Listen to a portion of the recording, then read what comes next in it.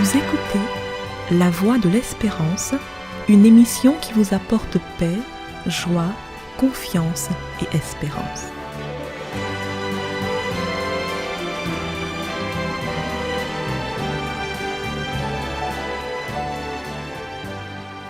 Bonjour la Guyane et bonjour à tous depuis la Guyane. Vivement le jour où les journées ne seront plus seulement dans le calendrier, mais aussi dans nos cœurs. Nous parlons bien sûr des nombreuses journées internationales de commémoration et de sensibilisation. Si nous prenons en compte seulement celles décrétées par l'Organisation des Nations Unies, il y a près de 200 journées de sensibilisation dans le calendrier 2022.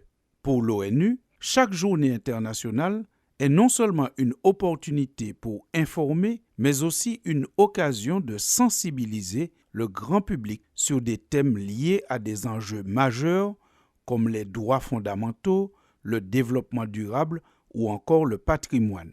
Rien que pour le mois de mars 2022, c'est pas moins de 17 journées internationales qui sont inscrites au calendrier. Certaines de ces journées de sensibilisation sont là depuis fort longtemps. Leur maintien au calendrier révèle donc l'existence de problématiques et d'injustices qui durent, d'attitudes négatives qu'on a du mal à faire évoluer. Pour illustrer ce propos, arrêtons-nous sur la journée internationale pour l'élimination de la discrimination raciale qui est célébrée chaque année le 21 mars. Cette journée commémore ce qui s'est passé cette même date en 1960 à Sharpeville, en Afrique du Sud. Ce jour-là, la police a ouvert le feu et tué 69 personnes lors d'une manifestation pacifique contre les lois relatives au laissez-passer imposé par l'apartheid.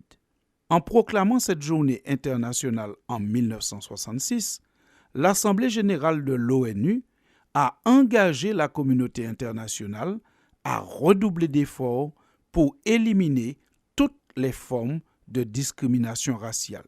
Pour autant, les discriminations raciales sont toujours d'actualité, malheureusement. Alors, faudrait-il abandonner ces journées? Certainement pas, car des causes aussi nobles comme la non-discrimination raciale méritent la persévérance qui produira forcément des évolutions dans la société. Mais il serait très bénéfique de faire une place à l'évangile du Christ dans ces nobles luttes. Premièrement, parce que l'évangile de Christ est un appel vibrant à la paix, au respect et contre les discriminations raciales. Voilà ce que l'apôtre Paul disait aux Galates dans le 3e chapitre de sa lettre, qu'il leur adressa et qui est conservé dans la Bible. Vous êtes tous, dit-il, fils de Dieu par la foi en Jésus-Christ. Vous tous qui avez été baptisés en Christ, vous avez revêtu Christ. Il n'y a plus ni juif, ni grec, il n'y a plus ni esclave, ni libre, il n'y a plus ni homme, ni femme, car tous vous êtes un en Jésus-Christ. On sent ici que le christianisme veut que tous les hommes soient traités au même niveau, peu importe leur sexe ou leur couleur de peau. Deuxième raison pour laquelle il faudrait faire place à l'évangile du Christ dans ces nobles luttes, c'est parce que Jésus-Christ peut faire passer les thèmes qui sont dans ces journées internationales du calendrier au cœur et ensuite cela se verra dans nos pratiques. Gardons toujours l'exemple des discriminations raciales et écoutons le témoignage de l'apôtre Pierre. Lui, Pierre, est d'origine juive et certainement il vivait avec les croyances et les pratiques de son époque qui ne voulaient pas que les Juifs se mélangent avec des personnes de d'autres nations, de d'autres ethnies. Mais il raconte que dans son parcours avec Christ, il a changé. Voilà ce qu'il dit. Vous savez qu'il est défendu à un Juif de se lier avec un étranger ou d'entrer chez lui, mais Dieu m'a appris à ne regarder aucun homme comme souillé et impur. Nous constatons ici un changement évident, puisqu'il dit « mais Dieu m'a appris ».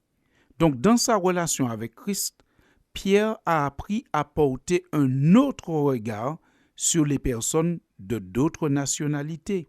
Il ajoute encore dans son témoignage, « En vérité, je reconnais que Dieu ne fait point exception de personne, mais qu'en toute nation, celui qui le craint et qui pratique la justice lui est agréable. » Retrouvez ce témoignage de Pierre dans le livre des Actes au chapitre 10. Ce n'est pas une couleur de peau qui rend une personne agréable ou désagréable à Dieu.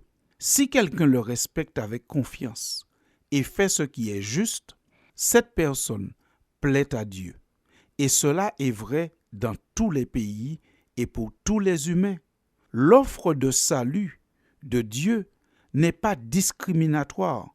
Au contraire, elle est inclusive. Tous les hommes sont invités et reçus de la même manière. La Bible affirme que Dieu veut que tous les hommes soient sauvés et parviennent à la connaissance de la vérité. 1 Timothée, chapitre 2, verset 4. La non-discrimination n'est pas seulement dans le calendrier de Dieu, mais c'est un principe profondément enraciné dans son cœur et dans ses actions. Et pour les vrais disciples du Christ, la non-discrimination passe du calendrier au cœur et se voit dans les actions, car Jésus affirme que le disciple n'est pas plus que le maître, mais que tout disciple accompli sera comme son maître. Évangile de Luc, chapitre 6 et verset 40. Chers amis auditeurs, vivement le jour où les thèmes portés par toutes ces journées internationales ne seront plus seulement dans le calendrier, mais dans les cœurs. Faisons donc place à l'évangile de Christ et à Christ, qui peut faire passer des thèmes et des idées d'un calendrier à un cœur, d'un calendrier à des pratiques au quotidien. À très bientôt pour une nouvelle édition de La Voix de l'Espérance.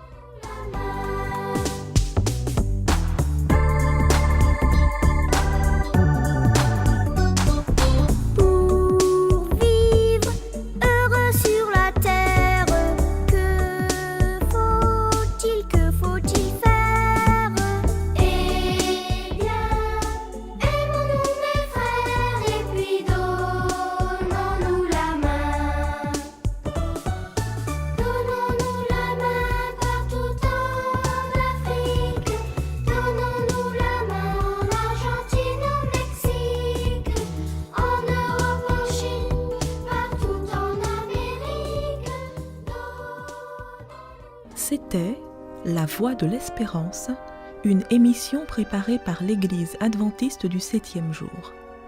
Si vous désirez avoir une copie de la causerie d'aujourd'hui, demandez-la. Elle vous sera donnée gracieusement.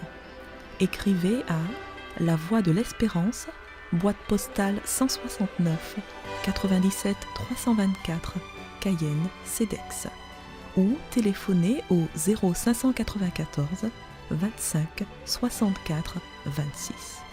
Merci chers auditeurs et à bientôt.